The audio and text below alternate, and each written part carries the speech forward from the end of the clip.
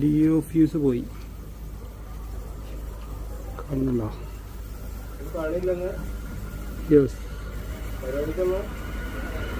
DO fuse പോയിട്ടുണ്ട്. DO fuse പോയി കഴിഞ്ഞാൽ നമുക്ക് ഒരു ഫേസിൽ വോൾട്ടേജ് വരില്ല, കുറച്ച് വോൾട്ടേജ് വരുള്ളൂ, ചെറിയ വോൾട്ടേജ്. ടെസ്റ്റർ വെച്ച് കഴിഞ്ഞാൽ കത്തും ചെയ്യും. ഇതിൻ്റെ ഇന്നെ വരുന്നില്ല കേട്ടോ.